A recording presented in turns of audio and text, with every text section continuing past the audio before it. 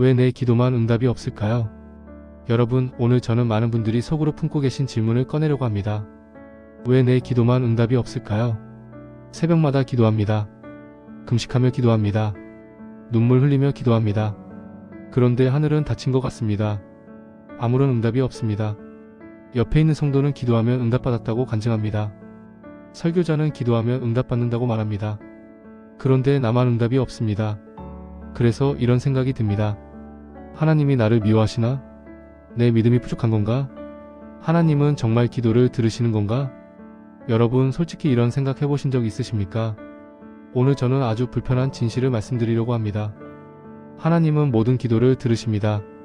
그러나 모든 기도에 응답하시지는 않습니다. 성경은 분명히 말씀합니다. 하나님께서 기도를 거절하시는 이유가 있습니다. 듣지 않으시는 기도가 있습니다. 응답하지 않으시는 기도가 있습니다. 이것은 하나님이 무능하셔서가 아닙니다. 하나님이 우리를 미워하셔서가 아닙니다. 우리 쪽에 문제가 있기 때문입니다. 오늘 우리는 성경에서 하나님이 기도를 거절하시는 7가지 이유를 살펴볼 것입니다. 첫째, 죄가 하나님과 우리 사이를 막고 있을 때입니다. 둘째, 기도의 동기가 잘못되었을 때입니다. 셋째, 부부관계가 깨어져 있을 때입니다. 넷째, 가난한 자의 부르짖음을 외면할 때입니다. 다섯째, 의심하며 기도할 때입니다. 여섯째, 하나님 말씀에 불순종할 때입니다. 일곱째, 다른 사람을 용서하지 않을 때입니다. 이 7가지 중에 하나라도 해당된다면 기도 응답이 막힐 수 있습니다. 하지만 절망하지 마십시오. 오늘 이 말씀을 통해 무엇이 문제인지 알게 되면 해결할 수 있습니다. 막혔던 기도의 문이 다시 열릴 수 있습니다. 자, 지금부터 120분 동안 집중해서 들어주시기 바랍니다. 1부, 제가 기도를 막습니다. 이사야 59장의 경고. 첫 번째 이유입니다. 죄가 하나님과 우리 사이를 막고 있을 때 하나님은 기도를 듣지 않으십니다. 이사야 59장 1-2절을 보겠습니다. 여호와의 손이 짧아 구원하지 못하심도 아니요 귀가 둔하여 듣지 못하심도 아니라 오직 너희 죄악이 너희와 너희 하나님 사이를 갈라놓았고 너희 죄가 그의 얼굴을 가리어서 너희에게서 듣지 않으시게 함이니. 여러분, 이 말씀을 잘 보십시오. 하나님의 손이 짧아서 못 구하시는 게 아닙니다. 하나님의 귀가 먹어서 못 들으시는 게 아닙니다. 하나님은 전능하십니다. 모든 것을 들으시고 모든 것을 하실 수 있습니다. 문제는 우리 쪽에 있습니다. 우리의 죄악이 하나님과 우리 사이를 갈라놓았습니다. 우리의 죄가 하나님의 얼굴을 가렸습니다. 비유를 들어보겠습니다. 라디오를 생각해 보십시오. 방송국에서는 24시간 전파를 송출합니다. 그런데 라디오에 잡음이 끼면 방송이 안 들립니다. 방송국의 문제가 아닙니다. 수신기의 문제입니다. 우리의 죄가 바로 그 잡음입니다. 하나님은 말씀하고 계십니다. 하나님은 응답하려 하십니다. 그런데 우리의 죄가 그 통로를 막고 있는 것입니다. 그렇다면 어떤 죄가 기도를 막을까요? 나는 큰 죄를 짓지 않았는데 라고 생각하시는 분, 잠깐 기다려 주십시오. 우리가 죄라고 생각하지 않는 것들이 하나님 앞에서는 죄일 수 있습니다. 기도를 막는 죄들. 어떤 죄들이 기도를 막을까요? 첫째, 숨긴 죄입니다. 시편 66편 18절입니다. 내가 내 마음에 죄악을 품었더라면 주께서 듣지 아니하셨으리라. 다윗은 분명히 말합니다. 마음에 죄악을 품고 있으면 하나님께서 듣지 않으신다고. 여러분, 혹시 숨기고 있는 죄가 있습니까? 아무도 모르는 죄가 있습니까? 사람들 앞에서는 경건한 척하지만 몰래 짓고 있는 죄가 있습니까? 인터넷에서 음란물을 보고 있습니까? 회사 돈을 몰래 빼돌리고 있습니까? 배우자 몰래 다른 사람과 부적절한 관계를 맺고 있습니까? 사람은 속일 수 있습니다. 하지만 하나님은 속일 수 없습니다. 하나님은 모든 것을 보고 계십니다. 그 숨긴 죄가 기도를 막고 있습니다. 둘째, 회개하지 않은 죄입니다. 잠언 28장 13절입니다. 자기의 죄를 숨기는 자는 형통하지 못하나 죄를 자복하고 버리는 자는 불쌍히 여김을 받으리라. 죄를 지었으면 자복해야 합니다. 고백해야 합니다. 그리고 버려야 합니다. 그런데 많은 분들이 죄를 고백만 하고 버리지 않습니다. 하나님 죄송합니다 하고는 또 같은 죄를 짓습니다. 이것은 진정한 회개가 아닙니다. 셋째, 알면서 짓는 죄입니다. 히브리서 10장 26절입니다. 우리가 진리를 아는 지식을 받은 후 짐짓죄를 범한 즉 다시 속죄하는 제사가 없고. 이 말씀은 무섭습니다. 진리를 알면서 짐짓죄를 범하면 속죄하는 제사가 없다고 합니다. 여러분, 하나님의 말씀을 알고 있습니까? 이것이 죄인 줄 알면서 짓고 있습니까? 그렇다면 기도 응답을 기대하기 어렵습니다. 해결책 철저한 회개. 그렇다면 어떻게 해야 합니까? 해결책은 하나입니다. 철저한 회개입니다. 요한일서 1장 9절입니다. 만일 우리가 우리 죄를 자백하면 그는 미쁘시고 의로우사 우리 죄를 사하시며 우리를 모든 불의에서 깨끗하게 하실 것이요 하나님은 회개하는 자를 용서하십니다. 이것은 약속입니다. 하나님은 미쁘시고 의로우셔서 반드시 이 약속을 지키십니다. 진정한 회개란 무엇입니까? 첫째, 죄를 인정하는 것입니다. 변명하지 않습니다. 핑계대지 않습니다. 내가 죄를 지었습니다 라고 인정합니다. 둘째, 죄를 고백하는 것입니다. 하나님 앞에 구체적으로 고백합니다. 이런 죄를 지었습니다. 저런 죄를 지었습니다 라고 낱낱이 고백합니다. 셋째, 죄에서 돌이키는 것입니다. 다시는 그 죄를 짓지 않겠다고 결단합니다. 그리고 실제로 돌이킵니다. 다윗을 보십시오. 그는 밧세바 사건으로 큰 죄를 지었습니다. 간음하고 살인했습니다. 그러나 나단 선지자의 책망을 듣고 철저하게 회개했습니다. 시편 51편이 그때 지은 시입니다. 하나님이여 나를 긍휼히 여기시고 내 죄에서 나를 깨끗이 씻으시며 내 죄악에서 나를 정하게 하소서. 다윗은 자신의 죄를 인정했습니다. 변명하지 않았습니다. 철저하게 회개했습니다. 그래서 하나님께서 용서하셨습니다. 여러분 혹시 숨긴 죄가 있습니까? 회개하지 않은 죄가 있습니까? 지금 이 시간 하나님 앞에 나아오십시오. 철저하게 회개하십시오. 그러면 막혔던 기도의 문이 열릴 것입니다. 첫 번째 이유를 살펴봤습니다. 죄가 기도를 막습니다. 그런데 두 번째 이유는 더 은밀합니다. 겉으로 보기에는 열심히 기도하는 것 같은데 동기가 잘못된 경우입니다. 이게 무슨 말일까요? 이부 잘못된 동기가 기도를 막습니다. 야고보서의 직격탄. 두 번째 이유입니다. 기도의 동기가 잘못되었을 때 하나님은 응답하지 않으십니다. 야고보서 4장 2-3절을 보겠습니다. 너희는 욕심을 내어도 얻지 못하고 살인하며 시기하여도 능히 취하지 못하나니 너희가 다투고 싸우는도다 너희가 얻지 못함은 구하지 아니하기 때문이요 구하여도 받지 못함은 정욕으로 쓰려고 잘못 구하기 때문이라. 여러분 이 말씀을 주목해서 보십시오. 구하여도 받지 못함은 정욕으로 쓰려고 잘못 구하기 때문이라. 기도에도 응답받지 못하는 이유가 여기 있습니다. 정욕으로 쓰려고 잘못 구하기 때문입니다. 정욕이라는 말은 헬라어로 헤도네입니다. 영어 단어 히더니즘 쾌락주의의 어원입니다. 자기 쾌락, 자기 욕심, 자기 만족을 위해 기도한다는 뜻입니다. 여러분 우리의 기도를 한번 점검해 봅시다. 하나님 복 주세요. 하나님 건강 주세요. 하나님 돈 주세요. 하나님 성공하게 해주세요. 이런 기도가 잘못된 것은 아닙니다. 하나님은 우리에게 복 주시기를 원하십니다. 문제는 그 동기입니다. 왜 복을 원합니까? 왜 건강을 원합니까? 왜 돈을 원합니까? 자기 욕심을 채우기 위해서입니까? 남에게 자랑하기 위해서입니까? 더 편하게 살기 위해서입니까? 그렇다면 그것은 하나님의 영광을 위한 기도가 아니라 자기 쾌락을 위한 기도입니다. 잘못된 기도의 예. 구체적인 예를 들어보겠습니다. 첫째, 과실을 위한 기도입니다. 하나님 좋은 차 주세요. 교회 주차장에서 창피하지 않게요. 하나님 큰 집 주세요. 성도들 초대했을 때 부끄럽지 않게요. 이런 기도는 자기 체면을 위한 기도입니다. 다른 사람에게 보여주기 위한 기도입니다. 하나님은 이런 기도를 기뻐하지 않으십니다. 둘째, 탐욕을 위한 기도입니다. 하나님 로또 당첨되게 해주세요. 하나님 주식 올라가게 해주세요. 하나님 부동산 가격 올라가게 해주세요. 재물 자체가 나쁜 것은 아닙니다. 하나님께서 재물을 주실 수 있습니다. 그러나 탐욕에서 비롯된 기도, 일확천금을 바라는 기도는 하나님이 기뻐하시지 않습니다. 셋째, 복수를 위한 기도입니다. 하나님 저 사람 망하게 해주세요. 하나님 저 사람 벌 받게 해주세요. 하나님 제 원수 갚아주세요. 이런 기도는 사랑이 아니라 미움에서 나온 기도입니다. 하나님은 우리에게 원수까지도 사랑하라고 하셨습니다. 그렇다면 올바른 기도 동기는 무엇일까요?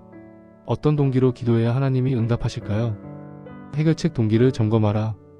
올바른 기도 동기는 무엇입니까? 첫째, 하나님의 영광을 위한 기도입니다. 요한복음 14장 13절입니다. 너희가 내 이름으로 무엇을 구하든지 내가 행하리니 이는 아버지로 하여금 아들로 말미암아 영광을 받으시게 하려 함이라. 예수님이 분명히 말씀하셨습니다. 내 이름으로 구하면 행하시겠다고. 왜요? 아버지께서 영광을 받으시게 하려고. 기도의 목적은 하나님의 영광입니다. 이 기도가 응답되면 하나님께서 영광을 받으실까? 이것이 기도의 기준이 되어야 합니다. 둘째, 하나님의 뜻에 맞는 기도입니다. 요한일서 5장 14절입니다. 그를 향하여 우리가 가진 바 담대함이 이것이니 그의 뜻대로 무엇을 구하면 들으심이라. 하나님의 뜻대로 구하면 들으신다고 약속하셨습니다. 내 뜻이 아니라 하나님의 뜻이 기준입니다. 예수님도 겟세마네에서 이렇게 기도하셨습니다. 내 아버지여, 만일 할만하시거든 이 잔을 내게서 지나가게 하옵소서.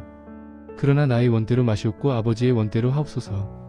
나의 원대로 마시옵고 아버지의 원대로 하옵소서. 이것이 올바른 기도입니다. 여러분, 기도하기 전에 동기를 점검하십시오. 이 기도는 누구를 위한 것인가? 나를 위한 것인가? 하나님을 위한 것인가? 이 기도가 응답되면 어떻게 될 것인가? 내 욕심이 채워지는가? 하나님께서 영광을 받으시는가? 동기가 바뀌면 기도가 달라집니다. 기도가 달라지면 응답이 달라집니다. 3부 깨어진 부부관계가 기도를 막습니다. 베드로 전서의 놀라운 말씀. 세 번째 이유입니다. 부부관계가 깨어져 있을 때 하나님은 기도를 듣지 않으십니다. 이 말씀은 좀 충격적일 수 있습니다. 부부관계와 기도 응답이 무슨 상관이 있을까요? 베드로전서 3장 7절을 보겠습니다. 남편들아, 이와 같이 지식을 따라 너희 아내와 동거하고 그를 더 연약한 그릇이요 또 생명의 은혜를 함께 이어받을 자로 알아 귀히 여기라. 이는 너희 기도가 막히지 아니하게 하려 함이라. 여러분, 마지막 구절을 보십시오. 너희 기도가 막히지 아니하게 하려 함이라. 아내를 귀히 여기지 않으면 기도가 막힌다고 합니다. 부부관계가 잘못되면 기도 응답이 막힌다는 것입니다. 왜 그럴까요? 부부는 하나님께서 맺어주신 관계이기 때문입니다. 창세기 2장에서 하나님께서 직접 남자와 여자를 만드시고 부부가 되게 하셨습니다. 이러므로 남자가 부모를 떠나 그의 아내와 합하여 둘이 한 몸을 이룰지로다. 부부는 하나님 앞에서 한 몸입니다. 그런데 이 관계가 깨어지면 하나님과의 관계도 영향을 받습니다. 남편들만 해당될까요? 아닙니다. 아내도 마찬가지입니다. 부부가 서로를 어떻게 대하느냐가 기도 응답에 직접적인 영향을 미칩니다. 부부관계가 깨어지는 원인들. 어떤 경우에 부부관계가 깨어집니까? 첫째, 무시할 때입니다. 배우자의 말을 듣지 않습니다. 의견을 존중하지 않습니다. 당신이 뭘 알아? 하며 무시합니다. 함께 있어도 투명인간 취급합니다. 남편들이 특히 이런 실수를 많이 합니다. 아내가 말을 걸어도 TV만 봅니다. 아내의 고민을 들어주지 않습니다. 집안일을 하찮게 여깁니다. 이것이 부부관계를 깨뜨립니다. 둘째, 말로 상처 줄 때입니다. 당신 때문에 내 인생 망쳤어. 당신 그것밖에 못해? 당신 부모는 왜 그 모양이야? 이런 말 한마디가 배우자의 마음에 깊은 상처를 남깁니다. 칼로 벤 상처는 낫지만 말로 벤 상처는 오래갑니다. 셋째, 불신실할 때입니다. 바람을 피웁니다. 거짓말을 합니다. 약속을 지키지 않습니다. 신뢰가 무너지면 부부관계도 무너집니다. 넷째, 이기적일 때입니다. 자기 편한 대로만 합니다. 배우자의 희생은 당연하게 여깁니다. 내 일만 중요하고 배우자의 일은 중요하지 않습니다. 여러분, 혹시 이런 모습이 있으십니까?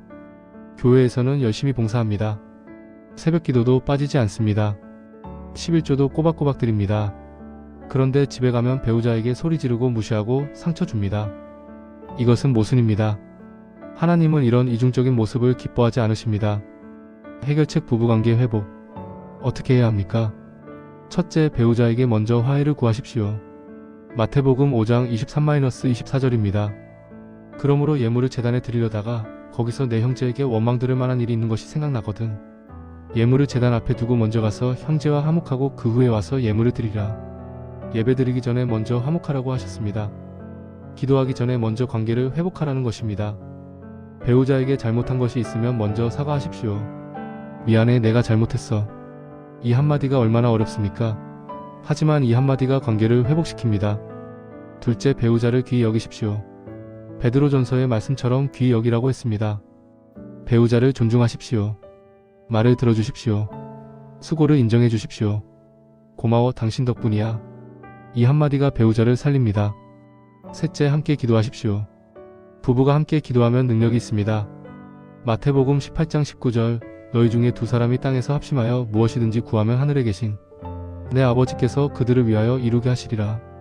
함께 기도하는 부부는 쉽게 깨어지지 않습니다. 함께 기도할 때 하나님께서 역사하십니다. 여러분, 오늘 집에 가시면 배우자에게 한마디 하십시오. 여보, 그동안 미안했어. 앞으로 더 잘할게. 우리 함께 기도하자. 이 한마디가 막혔던 기도의 문을 열 것입니다. 부부관계가 기도를 막는다는 것, 놀라운 진실이었습니다. 그런데 네 번째 이유는 더 충격적입니다. 우리가 평소에 생각지도 못한 것이 기도를 막고 있습니다. 사부 가난한 자를 외면함이 기도를 막습니다. 잠언의 경고. 네 번째 이유입니다. 가난한 자의 부르짖음을 외면할 때 하나님은 우리의 기도를 듣지 않으십니다. 잠언 21장 13절을 보겠습니다. 귀를 막아 가난한 자의 부르짖음을 듣지 아니하면 자기가 부르짖을 때에도 들을 자가 없으리라. 이 말씀이 무슨 뜻입니까? 가난한 자의 부르짖음을 듣지 않으면 내가 부르짖을 때도 들을 자가 없다는 것입니다. 내가 남의 기도를 외면하면 하나님도 내 기도를 외면하신다는 것입니다. 여러분, 이것은 무서운 경고입니다. 우리는 기도 응답을 원합니다. 하나님께서 내 기도를 들어주시기를 원합니다. 그런데 우리는 다른 사람의 부르짖음을 듣고 있습니까? 길거리에서 구걸하는 사람을 보면 어떻게 합니까? 못 본 척 지나갑니다. 어려운 형편의 이웃이 도움을 요청하면 어떻게 합니까? 핑계를 댑니다. 선교 헌금, 구제 헌금을 낼 때 어떻게 합니까? 마지못해 조금만 냅니다. 그러면서 하나님 내 기도 들어주세요 라고 합니다. 구제와 기도 응답의 관계. 성경은 분명히 말씀합니다. 구제하는 자에게 복이 있다고. 잠언 19장 17절입니다. 가난한 자를 불쌍히 여기는 것은 여호와께 꾸어드리는 것이니 그의 선행을 그에게 갚아주시리라. 가난한 자를 도우면 하나님께 꾸어드리는 것과 같다고 합니다. 하나님께서 갚아주신다고 합니다. 이것이 원리입니다. 고넬료의 이야기를 보겠습니다. 사도행전 10장입니다. 고넬료는 로마 백부장이었습니다. 이방인이었지만 하나님을 경외하는 사람이었습니다. 그런데 성경은 그에 대해 특별히 이렇게 기록합니다. 사도행전 10장 2절, 그가 경건하여 온 지방과 더불어 하나님을 경외하며 백성을 많이 구제하고 하나님께 항상 기도하더니. 고넬료는 두 가지를 했습니다. 백성을 많이 구제하고 하나님께 항상 기도했습니다. 그 결과가 어떻게 되었습니까? 사도행전 10장 4절, 천사가 나타나 말했습니다. 내 기도와 구제가 하나님 앞에 상달되어 기억하신 바 되었으니. 여러분 보십시오. 내 기도와 구제가 하나님 앞에 올라갔습니다. 기도만 올라간 게 아닙니다. 구제도 함께 올라갔습니다. 구제 없는 기도는 불완전합니다. 기도만 하고 구제하지 않으면 그 기도는 하나님께 온전히 상달되지 않을 수 있습니다. 그렇다면 얼마나 구제해야 할까요? 무조건 다 주어야 할까요? 성경은 어떻게 말씀하고 있을까요? 해결책 열린 손으로 살라. 어떻게 해야 합니까? 첫째, 눈을 열어야 합니다. 주변에 어려운 사람이 있습니까? 도움이 필요한 사람이 있습니까? 우리는 너무 바빠서 주변을 보지 못합니다. 내 일에만 집중하다 보니 어려운 이웃을 보지 못합니다. 눈을 여십시오. 교회 안에도 어려운 성도가 있습니다. 이웃에도 도움이 필요한 사람이 있습니다. 먼 나라에 굶주리는 사람들이 있습니다. 둘째, 손을 펴야 합니다. 신명기 15장 11절입니다. 땅에는 언제든지 가난한 자가 그치지 아니하겠으므로 내가 내게 명령하여 이르노니 너는 반드시 내 땅 안에 내 형제 중 곤란한 자와 궁핍한 자에게 내 손을 펼지니라. 내 손을 펼지니라 꽉 쥔 손이 아니라 펼친 손으로 살라는 것입니다. 억지로 주는 것이 아닙니다. 마지못해 주는 것이 아닙니다. 기쁨으로 열린 손으로 주는 것입니다. 셋째, 할 수 있는 만큼 하면 됩니다. 고린도후서 8장 12절입니다. 할 마음만 있으면 있는 대로 받으실 터이요 없는 것을 받지 아니하시리라. 능력 이상으로 할 필요는 없습니다. 없는 것을 억지로 줄 필요도 없습니다. 있는 대로 할 수 있는 만큼 하면 됩니다. 과부의 두 렙돈을 기억하십시오. 예수님은 큰 금액을 헌금한 부자들보다 두 렙돈을 넣은 가난한 과부를 칭찬하셨습니다. 왜요? 그녀는 가진 것 전부를 드렸기 때문입니다. 여러분, 오늘부터 열린 손으로 사십시오. 가난한 자를 외면하지 마십시오. 그러면 여러분이 기도할 때 하나님께서 들으실 것입니다. 오부 의심이 기도를 막습니다. 야고보서 1장의 말씀. 다섯 번째 이유입니다. 의심하며 기도할 때 하나님은 응답하지 않으십니다. 야고보서 1장 6-8절을 보겠습니다. 오직 믿음으로 구하고 조금도 의심하지 말라. 의심하는 자는 마치 바람에 밀려 요동하는 바다 물결 같으니 이런 사람은 무엇이든지 주께 얻기를 생각하지 말라. 두 마음을 품어 모든 일에 정함이 없는 자로다. 여러분, 아주 분명한 말씀입니다. 의심하는 자는 무엇이든지 주께 얻기를 생각하지 말라. 의심하면서 기도하며 응답받을 생각을 하지 말라는 것입니다. 왜요? 두 마음을 품고 있기 때문입니다. 두 마음이란 무엇입니까? 한편으로는 하나님 응답해주세요 하면서 다른 한편으로는 그래도 안되겠지 하는 것입니다. 입으로는 기도하면서 마음으로는 의심하는 것입니다. 이것은 바람에 밀려 요동하는 바다 물결과 같습니다. 이리 갔다 저리 갔다 합니다. 정함이 없습니다. 그런데 솔직히 말씀드리겠습니다. 의심이 안 드시는 분 계십니까? 기도할 때 정말 될까? 하는 생각이 안 드십니까? 그렇다면 어떻게 해야 할까요?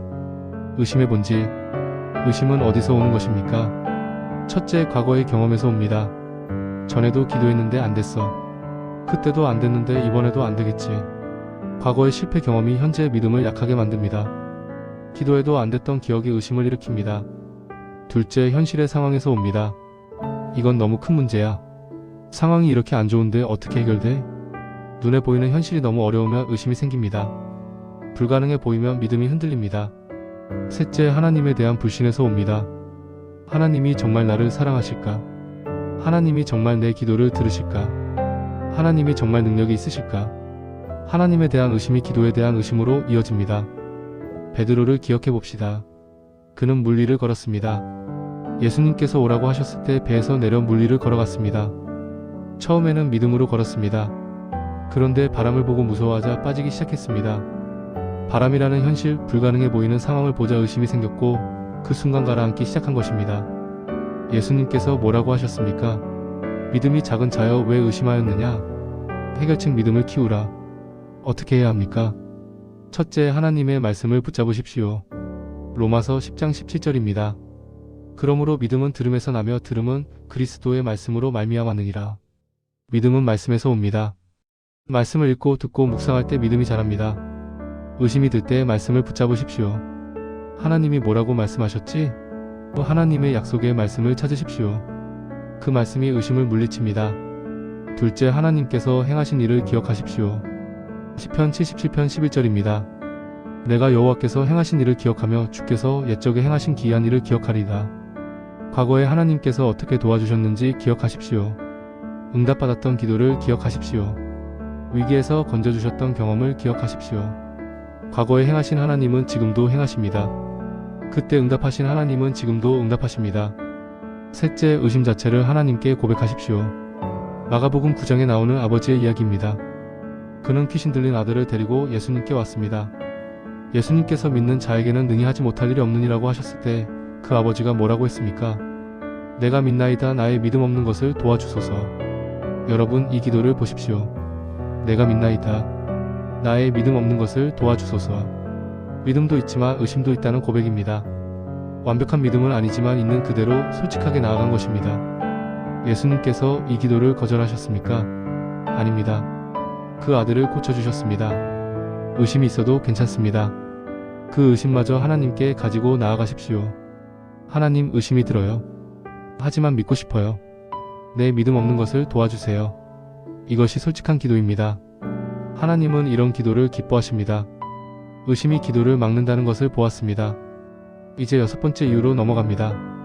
이것은 우리가 잘 깨닫지 못하지만 매우 중요한 것입니다.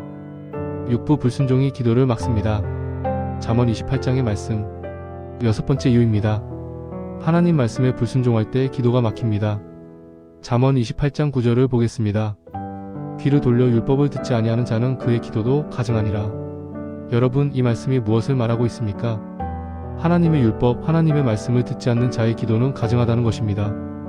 가증하다는 말은 역겹다, 혐오스럽다는 뜻입니다. 하나님께서 어떤 기도를 역겨워하신다는 것입니다. 어떤 기도요? 말씀에 순종하지 않는 자의 기도입니다. 이것은 매우 무서운 말씀입니다. 우리는 기도하면서 하나님께 이것저것 구합니다. 하나님, 이것 해주세요. 저것 해주세요. 그런데 하나님께서 우리에게 하라고 하신 것은 안 합니다. 이게 말이 됩니까? 부모와 자녀 관계로 생각해 봅시다. 아버지가 아들에게 말합니다. 방 청소해라. 아들은 안 합니다. 숙제해라. 아들은 안 합니다. 일찍 자라. 아들은 안 잡니다. 그런데 아들이 아버지에게 옵니다. 아빠, 용돈 주세요. 게임기 사주세요. 차 사주세요. 아버지가 기분이 좋겠습니까? 아들의 요청을 들어주고 싶겠습니까? 하나님과 우리의 관계도 마찬가지입니다. 하나님께서 말씀하셨습니다. 원수를 사랑하라. 우리는 안 합니다. 이웃을 내 몸같이 사랑하라. 우리는 안 합니다. 먼저 그의 나라와 그의 의를 구하라. 우리는 안 합니다. 그러면서 기도합니다.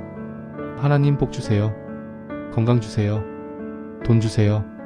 이런 기도가 하나님께 기쁨이 되겠습니까? 사울 왕의 실패. 사울 왕의 이야기를 보겠습니다. 사무엘상 15장에서 하나님께서 사울에게 명령하셨습니다. 아말렉을 치되 그들의 모든 것을 진멸하라고 하셨습니다. 그런데 사울은 어떻게 했습니까? 아말렉 왕 아각은 살려두었습니다. 양과 소 중에 좋은 것은 남겨두었습니다. 보잘것없는 것만 진멸했습니다. 사무엘이 와서 물었습니다. 이 양 소리와 소 소리는 어찌 된 것이냐? 사울이 대답했습니다. 백성들이 좋은 것을 남겨둔 것은 하나님께 제사 드리려 함입니다. 그때 사무엘이 선포한 말씀이 바로 이것입니다. 사무엘상 15장 22-23절입니다.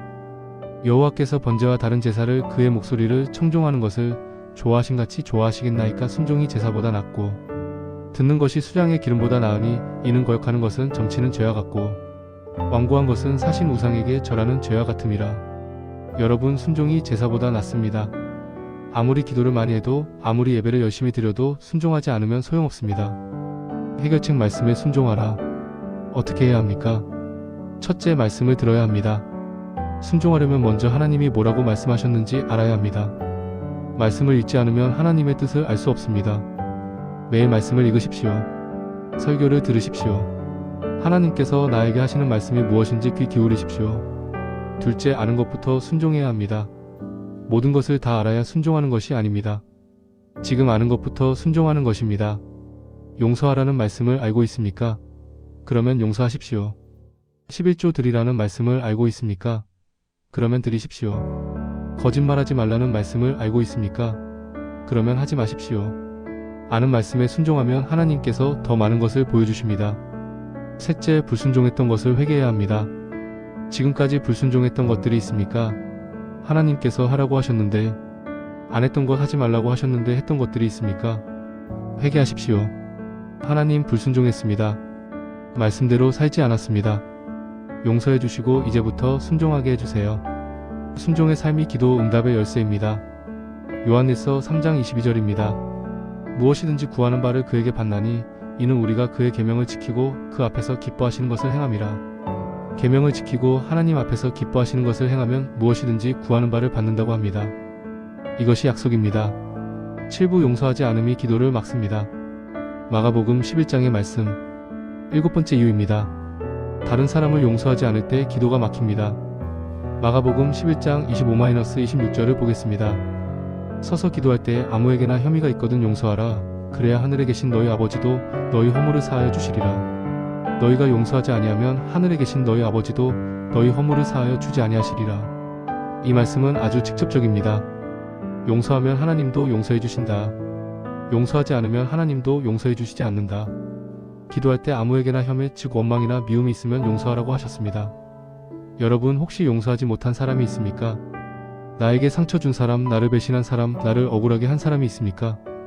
그 사람을 생각하면 화가 납니까? 미움이 올라옵니까? 저 사람만 아니었으면 하는 생각이 듭니까? 그렇다면 그 미움이 기도를 막고 있을 수 있습니다. 아니, 그 사람이 저한테 얼마나 큰 잘못을 했는데요? 어떻게 용서해요? 이렇게 생각하시는 분 계속 들어주십시오. 용서가 어려운 이유. 용서가 쉽습니까? 쉽지 않습니다. 특히 큰 상처를 받았을 때 용서는 정말 어렵습니다. 저 사람 때문에 내 인생이 망가졌어요. 저 사람 때문에 트라우마가 생겼어요. 저 사람은 사과도 안 했어요. 이런 상황에서 어떻게 용서합니까? 여러분, 용서에 대해 오해가 있습니다. 첫째, 용서는 그 사람이 한 일이 괜찮다고 말하는 것이 아닙니다. 잘못은 잘못입니다. 죄는 죄입니다. 용서한다고 해서 그것이 옳았다고 인정하는 것이 아닙니다. 둘째, 용서는 그 일을 잊어버리는 것이 아닙니다. 기억은 남을 수 있습니다. 하지만 그 기억에 더 이상 매이지 않는 것입니다. 셋째, 용서는 그 사람과 다시 친해져야 한다는 것이 아닙니다. 관계 회복은 별개의 문제입니다. 때로는 거리를 두는 것이 맞습니다. 하지만 마음속에서 그 사람을 놓아주는 것이 용서입니다. 용서는 누구를 위한 것입니까? 상대방을 위한 것입니까? 아닙니다. 용서는 나를 위한 것입니다. 미움을 품고 있으면 누가 괴롭습니까? 내가 괴롭습니다.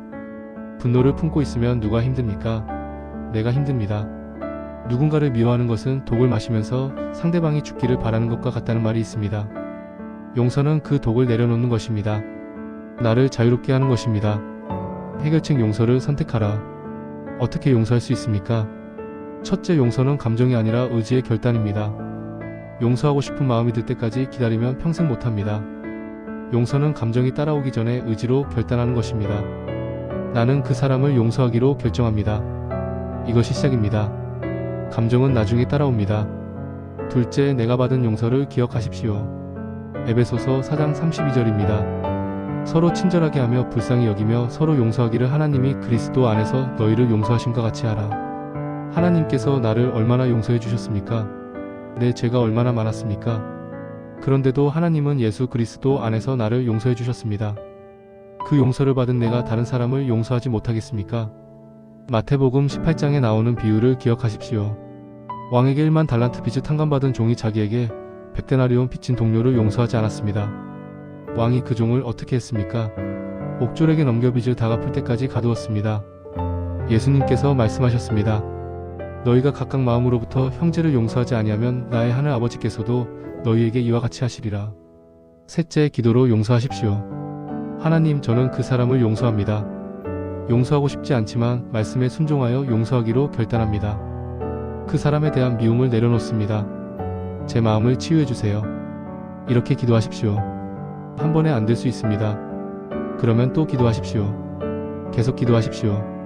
하나님께서 마음을 치유해 주실 것입니다. 용서할 때 기도의 문이 열립니다.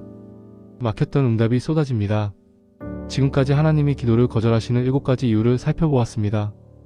이제 마무리로 어떻게 하면 기도 응답을 받을 수 있는지 정리해드리겠습니다. 마무리 기도 응답의 비결 7가지 점검표. 지금까지 우리는 하나님이 기도를 거절하시는 7가지 이유를 살펴보았습니다. 정리해보겠습니다. 첫째, 죄가 기도를 막습니다. 숨긴 죄, 회개하지 않은 죄가 하나님과 우리 사이를 막습니다. 둘째, 잘못된 동기가 기도를 막습니다. 자기 욕심, 자기 쾌락을 위한 기도는 응답받지 못합니다. 셋째, 깨어진 부부관계가 기도를 막습니다. 배우자를 무시하고 상처 주면 기도가 막힙니다. 넷째, 가난한 자를 외면함이 기도를 막습니다. 어려운 이웃의 부르짖음을 듣지 않으면 내 기도도 듣는 자가 없습니다. 다섯째, 의심이 기도를 막습니다. 두 마음을 품고 기도하면 응답받지 못합니다. 여섯째, 불순종이 기도를 막습니다. 말씀에 순종하지 않으면서 기도만 하면 가증합니다. 일곱째, 용서하지 않음이 기도를 막습니다. 다른 사람을 용서하지 않으면 하나님도 우리를 용서하지 않으십니다. 여러분, 지금 이 7가지를 점검해 보십시오. 혹시 해당되는 것이 있습니까? 하나라도 있다면 그것이 기도 응답을 막고 있을 수 있습니다. 기도 응답의 약속. 하지만 절망하지 마십시오. 이 7가지를 해결하면 기도 응답의 문이 활짝 열립니다. 요한일서 3장 21-22절입니다. 사랑하는 자들아, 우리 마음이 우리를 정죄하지 아니하면 하나님 앞에서 담대함을 얻고 무엇이든지 구하는 바를 그에게 받나니, 마음에 거리낌이 없으면 담대하게 기도할 수 있습니다. 그리고 무엇이든지 구하는 바를 받습니다. 요한복음 15장 7절입니다. 너희가 내 안에 거하고 내 말이 너희 안에 거하면 무엇이든지 원하는 대로 구하라, 그리하면 이루리라. 예수님 안에 거하고 말씀이 우리 안에 거하면 무엇이든지 원하는 대로 구하면 이루어집니다. 마태복음 7장 7-8절입니다. 구하라, 그리하면 너희에게 주실 것이요, 찾으라, 그리하면 찾아낼 것이요, 문을 두드리라, 그리하면 너희에게 열릴 것이니, 구하는 이마다 받을 것이요, 찾는 이는 찾아낼 것이요, 두드리는 이에게는 열릴 것이니라. 구하면 주십니다. 찾으면 찾습니다. 두드리면 열립니다. 이것이 하나님의 약속입니다. 여러분, 오늘 이 말씀을 통해 기도가 막힌 이유를 발견하셨습니까? 죄가 문제였다면 회개하십시오. 동기가 문제였다면 동기를 바꾸십시오. 부부관계가 문제였다면 화해하십시오. 구제가 부족했다면 열린 손으로 사십시오. 의심이 문제였다면 믿음을 키우십시오. 불순종이 문제였다면 순종하십시오. 용서가 문제였다면 용서하십시오. 그러면 막혔던 기도의 문이 열릴 것입니다. 하나님의 응답이 쏟아질 것입니다. 오늘 이 말씀을 들은 여러분의 기도가 응답받는 기도가 되기를 주의 이름으로 축복합니다. 구독과 좋아요 꼭 눌러주세요. 감사합니다.